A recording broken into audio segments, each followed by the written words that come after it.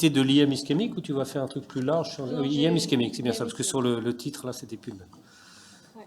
Donc, merci, Annabelle. Bonjour à tous, donc je suis Annabelle Nguyen, je suis une des PH de l'unité structurelle et valvulaire du CHU Henri Mondor. Je vais vous présenter l'IM ischémique, les caractéristiques cliniques et échographiques. Donc la définition de l'insuffisance mitrale, on connaît tous la classification de Carpentier avec le type 1, le type 2 et le type 3. L'IM ischémique, elle rentre dans le type 3 de la classification de Carpentier, c'est-à-dire un mouvement valvulaire restreint avec notamment une restriction valvulaire en systole, donc c'est plutôt un grade, un type 3B.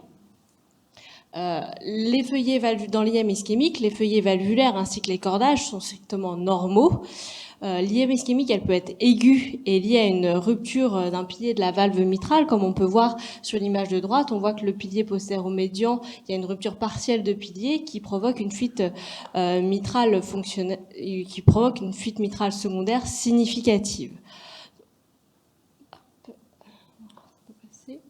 Si tu appuies assez fort, tu as un petit...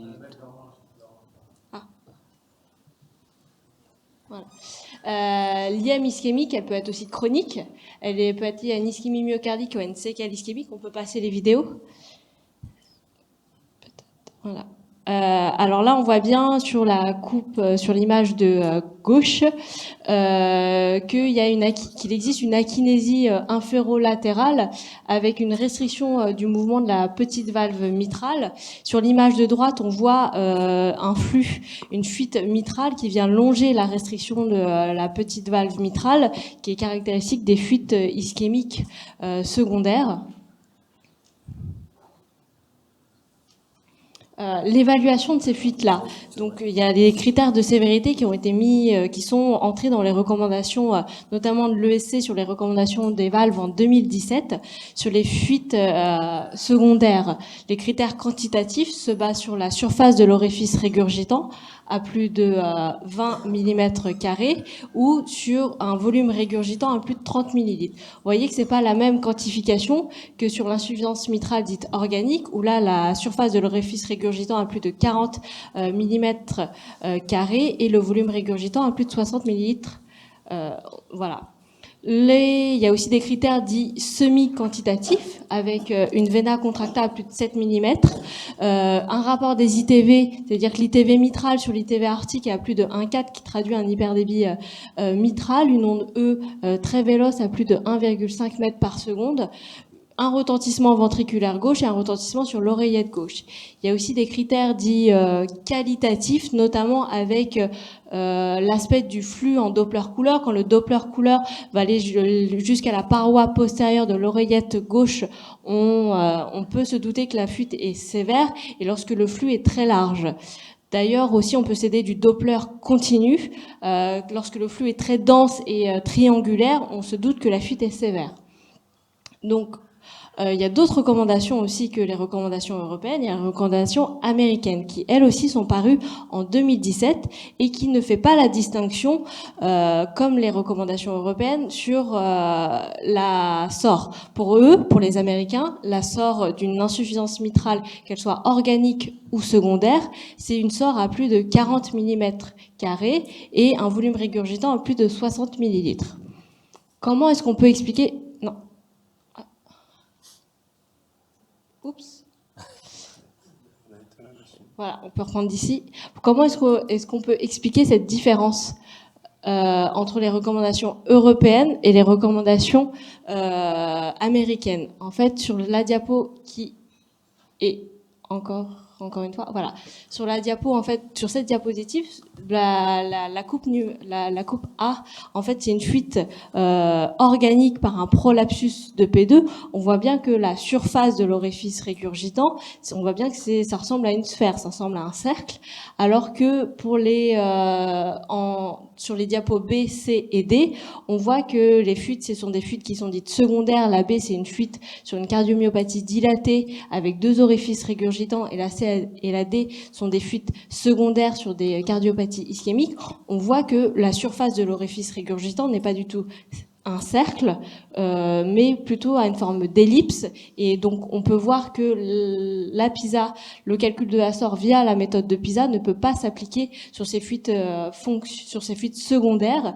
Et c'est pour ça que les recommandations européennes ont mis des seuils de surface de l'orifice régurgitant moins élevés à 20 mm carrés et à un volume régurgitant supérieur à 30 ml. D'où cette différence entre les recommandations européennes et américaines, et ça reste encore actuellement débattu. Est-ce qu'on peut faire passer les vidéos? Donc l'évaluation, elle est échographique de ces fuites secondaires ischémiques. Donc on peut voir sur la première coupe qui défile l'apicale 4 cavités que les feuillets valvulaires sont strictement normaux. Il n'y a pas de calcification, il n'y a pas de prolapsus valvulaire. On devine une hypokinésie latérale. Quand on met du Doppler couleur, on voit qu'il y a une restriction de la valve mitrale postérieure avec un flux qui vient lécher la paroi latérale de l'oreillette. Sur la coupe en bas, sur l'apicale 2 cavités, on voit que cette fuite, elle est très large. Elle va d'une commissure à l'autre avec une fuite très large. Et on voit sur l'apicale 3 cavités qu'il y a une séquelle d'infarctus. On voit bien l'akinésie de la paroi inférolatérale avec la restriction de la valve postérieure et le jet de la fuite mitrale.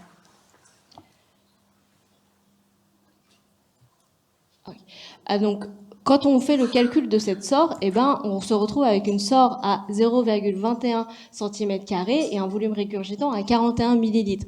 On se doute bien que cette fuite-là est sévère et que selon les recommandations ESC, elle est sévère et selon les recommandations américaines, elle ne l'est pas. Mais c'est encore lié une fois au mécanisme de la fuite, qui est une fuite qui est plus qui a une forme d'ellipse et une fuite qui n'est pas du tout circulaire. Après, comme je vous l'ai montré dans le tableau, on peut s'aider des autres critères pour quantifier la fuite. Il y a des critères indirects de sévérité, comme le rapport des ITV. Ici, on a une ITV mitrale à 23 et une ITV sous-aortique à 14 à 16. Ça fait une ITV, un rapport des ITV à plus de 1,4.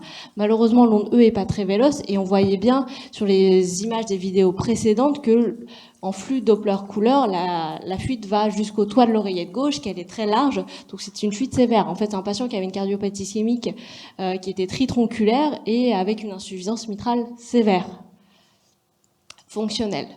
La prise en charge de ces fuites mitrales ischémiques secondaires, c'est pas, encore une fois, c'est une prise en charge qui est très différente de la prise en charge des fuites dites organiques. Pour les fuites organiques, la revue de la littérature, elle est très très large, c'est assez simple. Le patient, il est symptomatique, il a une dysfonction ventriculaire gauche, on va aller l'opérer, il y a plein d'études. Par contre, pour les indications opératoires de l'insuffisance mitrale sévère secondaire, la revue de la littérature est beaucoup moins riche. On sait que si le patient a une fraction d'éjection ventriculaire gauche supérieure à 30% et qu'il y a une indication de pontage et qu'il a une insuffisance mitrale sévère secondaire, il faut aller l'opérer. C'est une classe 1, mais c'est un niveau de preuve C. On sait que si le patient est symptomatique avec une dysfonction ventriculaire gauche, qu'il a une IM sévère et qu'il a une indication de pontage avec preuve de viabilité, c'est un grade 2A.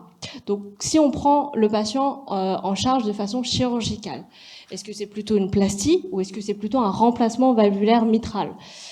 Il y a une étude qui est parue en 2014 qui a randomisé les patients, 250 patients, un bras dans le groupe plastie mitrale et un bras dans le groupe remplacement valvulaire mitral associé à un pontage. Premier résultat de cette étude, c'était que les patients qui bénéficiaient d'un remplacement valvulaire mitral n'avaient pas un taux de décès différent des patients qui avaient bénéficié d'une plastie. Donc ça, c'était même encore maintenant, on peut penser que en remplaçant la valve mitrale, plus qu'en faisant une plastie, il y a un taux de décès plus élevé, mais cette étude montre que non. Et il n'y a pas un taux de réhospitalisation plus important en cas de plastie ou de remplacement valvulaire mitral. Donc cette étude n'a pas montré de bénéfice ou de désavantage de la plastie ou du remplacement valvulaire mitral. Cependant, il était noté dans cette étude qu'à 1 an, il y avait 32% quand même de fuites mitrales quantifiées moyenne à sévère dans le groupe plastie versus 2% dans le groupe remplacement valvulaire mitral. Donc, quelle prise en charge, quel geste faire sur la valve mitrale en cas de prise en charge chirurgicale? Actuellement, nous, à Henri-Mondor, on staffe tous les malades. Et on discute d'une plastie ou d'un remplacement valvulaire mitral. On va dire que la forme est pas du tout favorable quand le ventricule gauche est très dilaté et qu'il y a beaucoup de déformations valvulaires qu'on va calculer grâce à un tenting, à une hauteur de tenting. Si la hauteur est à plus de 10 mm, on sait que la plastie ne va pas marcher, ou si la surface de tenting est à plus de 1,5 cm², la plastie mitrale ne donnera pas de bons résultats. Et nous, on se prononce plus en faveur de remplacement valvulaire mitral, pas dans ce contexte-là. Après, voilà, c'est une discussion qu'on a à chaque fois au cas par cas. On regarde les échographies et avec les cardiologues et avec les chirurgiens. En cas de prise en... donc, il y a d'autres indications de la prise en charge de l'insuffisance mitrale sévère secondaire, avec notamment le prise en charge dite percutané. Un traitement percutané de type MitraClip peut être envisagé chez des patients à haut risque chirurgical symptomatique malgré un traitement médical optimal, qui comprend une resynchronisation si besoin, chez des patients qui n'ont pas d'indication de pontage. Ça, c'est une recommandation de grade 2B. Voilà, de grade 2B. Sur quelles études on se base maintenant? C'est l'étude pour la prise en charge percutanée, c'est la fameuse étude MITRA-FR par l'équipe française d'Obadia, dont les résultats à 1 an sont parus il y a 1 an et viennent de faire paraître les résultats à 2 ans. Chez les patients en insuffisance cardiaque ayant une insuffisance mitrale secondaire, bien traitée médicalement, le clip n'a pas de bénéfice sur la mortalité ou les réhospitalisations des patients.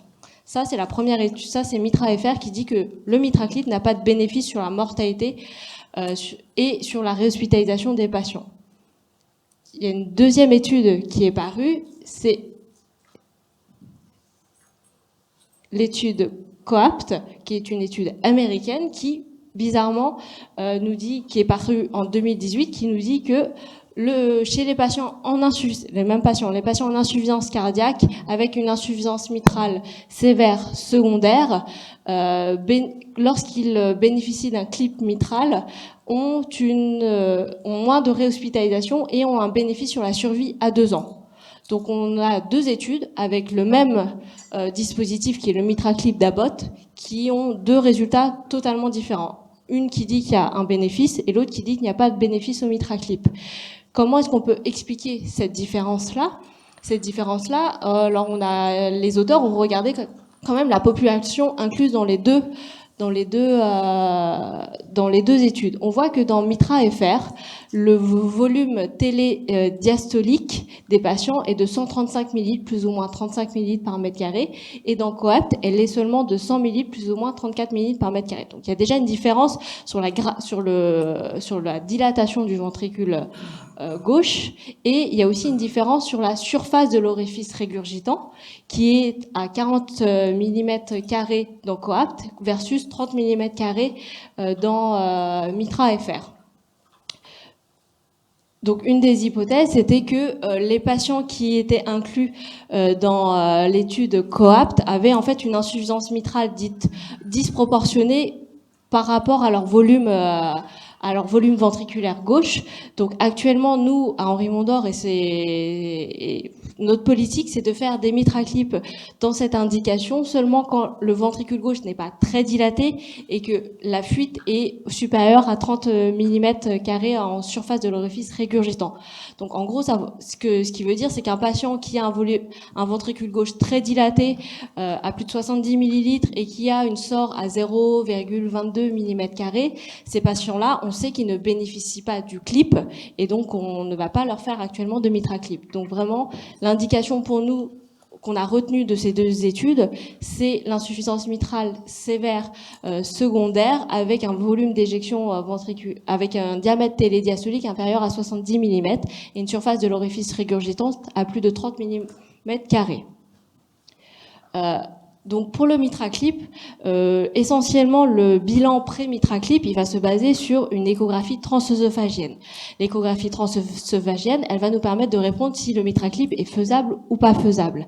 Le MitraClip est faisable lorsqu'il n'y a pas de calcification valvulaire. Il ne faut pas du tout qu'il y ait de calcification valvulaire. Lorsque la surface mitrale est à plus de 4 cm² et lorsqu'on a une oreillette gauche assez confortable pour aller tourner le dispositif de MitraClip dans l'oreillette et atteindre la valve mitrale. Donc ça, c'est le bilan indispensable avant une procédure. Donc là, hop. Alors, je vais vous présenter, pour finir, je vais vous présenter un cas clinique. C'est le cas clinique d'un patient de 88 ans qui nous a été adressé par un centre avec qui on travaille beaucoup, qui a une cardiopathie ischémique dilatée avec un infarctus latéral en 2016. Il a une dysfonction ventriculaire gauche. Il fait de nombreux épisodes d'OAP. La coronarographie n'a pas retrouvé de lésions coronaires, de nouvelles lésions coronaires significatives. Et à l'ETT, on voit bien là, sur les coupes qui défilent, la séquelle inférolatérale avec la restriction de la valve postérieure et une surface de l'orifice régurgitant à plus de 30 millilitres. Un ventricule gauche qui est dilaté mais qui n'est pas à plus de 70 mm en télédiastole. Donc la première étape de la procédure, c'est la ponction transseptale. Alors contrairement à l'ablation de FA ou d'autres procédures, la ponction transseptale est très très très importante puisqu'il faut qu'on ait assez de place dans l'oreillette pour tourner tout notre dispositif. Donc c'est une ponction qui va se faire très très haut sur le toit de l'oreillette dont on voit là, qui va se faire assez haut et il faut qu'on ait plus de 4 cm du point de ponction vers la valve mitrale. Donc ça, la première étape de la procédure, une des plus importantes, c'est la ponction transseptale. La deuxième étape, c'est la descente du clip dans l'oreillette gauche vers la valve mitrale. Il faut prendre bien soin à ne pas aller taper la paroi latérale de l'oreillette gauche. Donc ça se fait sous contrôle échographique. La troisième étape, c'est d'obtenir une bonne perpendicularité en 3D, c'est-à-dire que vous voyez là, on voit sur l'image 3D qui défile, on voit le clip avec les deux bras ouverts et on voit la bouche mitrale. On voit le sourire mitral et il faut que les deux bras du clip arrivent perpendiculaires à la bouche mitrale pour avoir un bon résultat de MitraClip.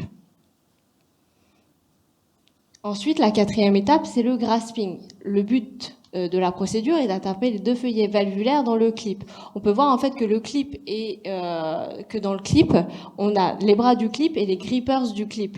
Le feuillet valvulaire va aller se mettre entre le bras et le grippers du clip. Là, on voit que sur l'image qui défile sur votre droite, que là, hop, les grippers descendent et on va aller fermer le clip.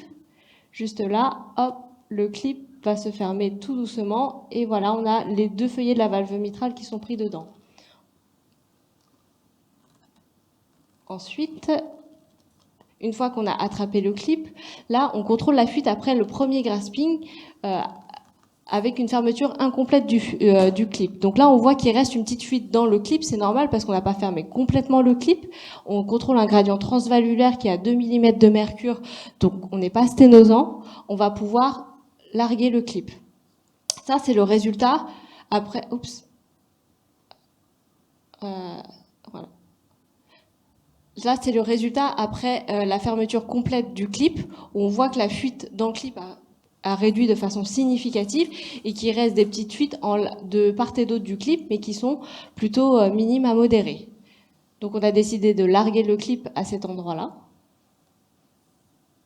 Et voilà, on voit le résultat final une fois le clip largué, où on voit les deux orifices mitraux avec le clip au milieu et les petites fuites résiduelles de chaque côté. Donc voilà.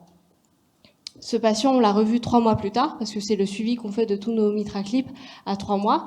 Il est asymptomatique, il a fait pas de récidive d'œdème aigu du poumon, et on voit qu'il persiste une fuite modérée en médial du clip, qu'on peut voir aussi sur l'image 3D, que la fuite elle est modérée tout au plus avec une SOR à 0,18 mm². Donc ça a été plutôt pour nous un succès de procédure. Je vous remercie de votre attention.